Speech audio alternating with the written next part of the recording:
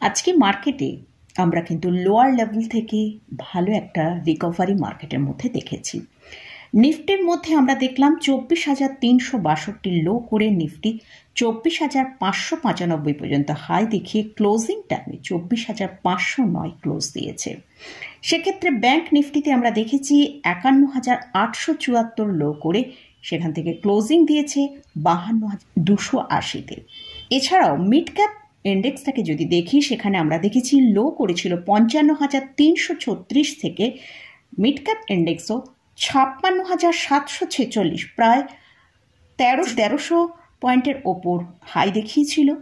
আর closing টাইমে 56,624 mid cap ইন্ডেক্সকে close পেয়েছি। সেরকম স্মল ক্যাপ ইন্ডেক্সেও আমরা কিন্তু প্রায় 165 পয়েন্টের মতন ওপরেই ক্লোজ পেয়েছি।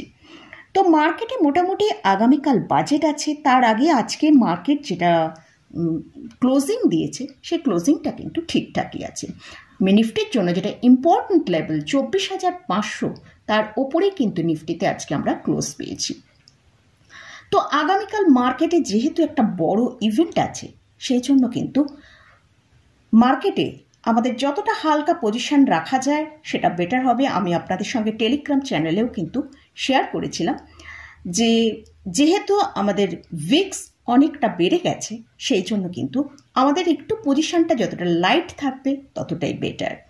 কারণ মার্কেটে বাজেটে কি ধরনের কি আসবে তার উপর ডিপেন্ড করছে মার্কেট তারা কি রিয়াকশান করবে।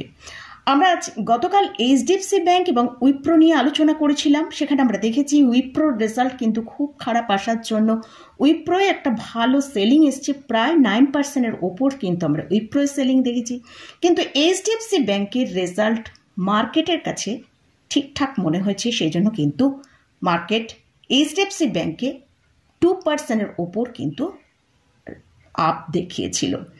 তো এইচডিএফসি ব্যাংকের জন্য কিন্তু মার্কেট যে এতটা ভালো ক্লোজিং আমরা পেয়েছি, এখানে কিন্তু এইচডিএফসি ব্যাংকেরও একটা পার্টিসিপেট রয়েছে। তো যাই হোক, তো আগামীকাল বাজেট আছে, বাজেটের অনেক বিষয় নিয়ে আলোচনা হবে। আমার মনে হয় আমি কয়েকটা বিষয় আপনাদের সাথে শেয়ার করতে চাইছি। এই বিষয়গুলো যদি আমরা ফোকাসে রাখতে পারি, তাহলে মোটামুটি মার্কেট কী ধরনের রিয়াকশান করতে পারি সেটা আমরা বুঝতে সুবিধা হবে। তো আজকের ভিডিওয়ে সেই পয়েন্টগুলো নিয়েই আলোচনা করব। তাহলে ভিডিওটা শুরু করা যাক। আমি নিরুপমা, শেয়ার শেখো চ্যানেলের পক্ষ থেকে সকল বন্ধুদের স্বাগত জানাই। আর চ্যানেলটা যদি সাবস্ক্রাইব না করে থাকেন তাহলে অবশ্যই চ্যানেলটা সাবস্ক্রাইব করে নেবেন, আর পাশে থাকা বেল আইকনটা প্রেস করে রাখবেন। আমি ভিডিও আপলোড করার সাথে সাথে আপনাদের কাছে ভিডিওটা পৌঁছে যাবে।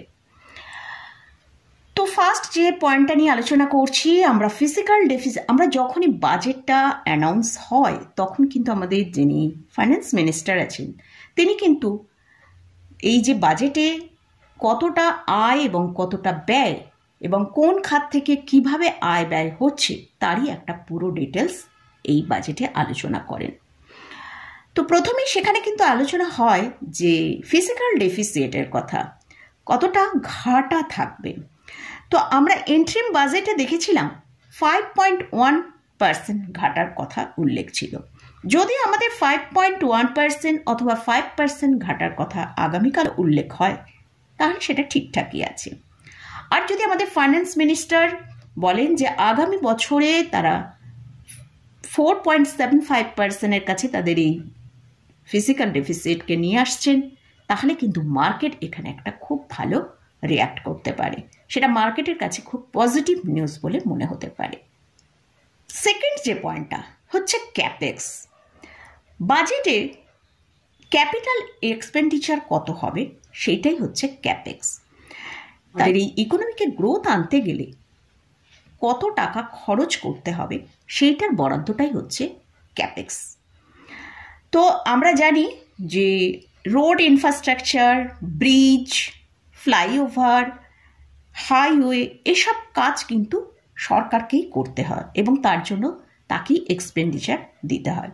তো সেই এক্সপেন্স কতটা করছে সেটাই হচ্ছে ক্যাপেক্স।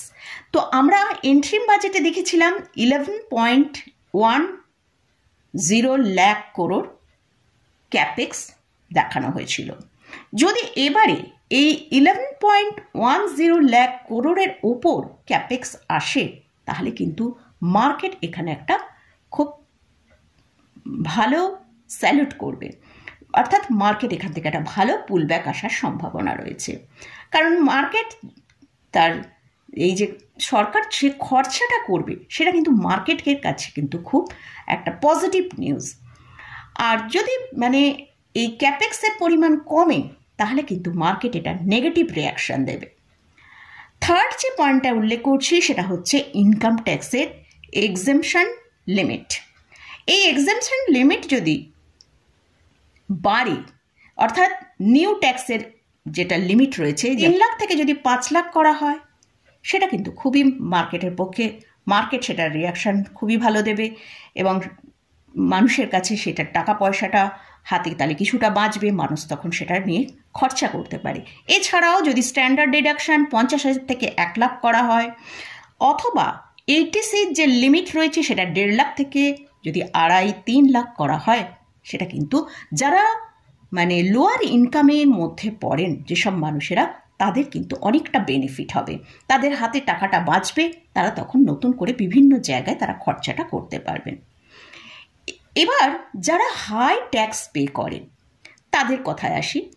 যেমন ধরুন যারা 30% হাই ট্যাক্স পেয়াররা রয়েছেন, তাদের ক্ষেত্রেও যদি তাদের এই 30% থেকে কমিয়ে 25% করা হয়, এটা কিন্তু মার্কেট খুব বেশি পজিটিভ নিউজ হিসেবে নেবে। কারণ এক্ষেত্রেও তাদের কাছে টাকাটা বাঁচলে তারা অন্যান্য বিভিন্ন খাতে টাকাটাকে খরচা করতে পারবে। তো এই ইনকাম ট্যাক্সের জন্য কিন্তু এইভাবে যদি হায়ার লেভেলে সেখানে যদি ট্যাক্সের পরিমাণ কমানো হয় এবং যেসব ইনকাম ট্যাক্স এক্সাম্পশন লিমিট রয়েছে সেগুলোর ক্ষেত্রে যদি ট্যাক্সের লিমিটটাকে বাড়ানো হয়, এতে কিন্তু মানে একটা খুব ভালো সাধারণ মানুষেরও খুব উপকার হবে এবং সেটা মার্কেটও খুব কনগ্র্যাচুলেট করবে। লাস্ট যে পয়েন্টটা, এটা হচ্ছে ক্যাপিটাল গেইন ট্যাক্স আর এসটিটি। এই দুটো কিন্তু আনচেঞ্জ যদি থাকে সেটা কিন্তু মার্কেট খুব ভালোভাবে নেবে, কিন্তু যদি কোনোটার ক্ষেত্রে বাড়ে সেটা কিন্তু একটা খুব বড় নেগেটিভ নিউজ হয়ে যাবে। কারণ আমরা মার্কেটে শুনতে পাচ্ছি, বিভিন্ন সোশ্যাল মিডিয়াতেও বিভিন্ন জায়গায় শুনতে পাচ্ছি যে এফএনও মার্কেটে নাকি 30% ট্যাক্সের আওতায় নিয়ে আসা হবে। অলরেডি এই যে ক্যাপিটাল গেইন ট্যাক্স, এসটিটি যথেষ্ট মানে একটা ভালোই ট্যাক্সের পরিমাণ কিন্তু দেওয়া হয়, কিন্তু এটা যদি মার্কেট আবার যদি গভর্নমেন্ট এটার উপর ট্যাক্স বাড়ায়, এটা কিন্তু এটার পক্ষে কিন্তু একটা খুব বড় ব্যাড নিউজ হবে। এর চেয়ে বরং যদি মানে সরকার এই এফএনও মার্কেটের যে ফিউচার অপশানে যারা ট্রেড করে তাদের হয়তো মানে সেখানে অন্যরকম কোনো ব্যবস্থার মাধ্যমে সেখানে ফিউচার অপশানকে ট্রেডকে মানে তারা বলতে চাইছে রিটেলাররা হিউজ ভলিউমের ট্রেড করছে এবং সেখানে তাদের বড় বড় লস হচ্ছে, সেইটাকে বন্ধ করার জন্য ট্যাক্সটাকে তারা বাড়িয়ে দেবে। আমার মনে হয় এটার থেকে সব থেকে ভালো অন্য কোনো রকম একটা সলিউশন আনলে সবচেয়ে বেটার হবে। কারণ এক্ষেত্রে যদি ট্যাক্স বেশি বেড়ে যায়, মানুষের কিন্তু যে আমরা যে সাধারণ মানুষরা আমরা এখানে ট্রেডিং করার জন্য ট্রেড করে, তাদের কাছে কিন্তু একটা ব্যাড এফেক্ট যাবে এবং সেটা কিন্তু স্টক মার্কেটের ওপরেও কিন্তু একটা খুব বড় চাপ সৃষ্টি হবে। তাই আমার মনে হয় এই ক্যাপিটাল গেইন ট্যাক্স এবং এসটিটি আনচেঞ্জ রাখাটা বেটার হবে। আগামীকাল বাজেট আছে, আমাদের সকলেরই ফোকাস বাজেটের উপর থাকবে। তো মোটামুটি আমার মনে হলো এই কয়েকটা পয়েন্ট খুবই হাইলাইট পয়েন্ট। তো এইগুলোর ওপর যদি আমরা একটু ফোকাস রাখতে পারি তাহলে মোটামুটি আমরা বুঝতে পারবো মার্কেট এই থেকে কীরকম রিয়াকশান করতে পারে। আরও অনেক অনেক পয়েন্ট রয়েছে, তো আমার মনে হলো এই 4টে বিষয় আমরা সেগুলো সবাই ফোকাস রাখতে পারি, তো সেটা নিয়ে একটু আলোচনা করলাম। তো আগামীকাল মার্কেট কী ধরনের রিয়াকশান করে সেটা আমরা দেখব। আর যদি কোনো সেরকম ট্রেড আমার কাছে আসে আমি অবশ্যই টেলিগ্রাম চ্যানেলে আপনাদের সাথে শেয়ার করব। আমরা দেখি নিফটি 24,400কে ব্রেক করে নিচে আসছে, সেক্ষেত্রে কিন্তু আমরা একটা ভালো সেলিং দেখতে পেতে পারি।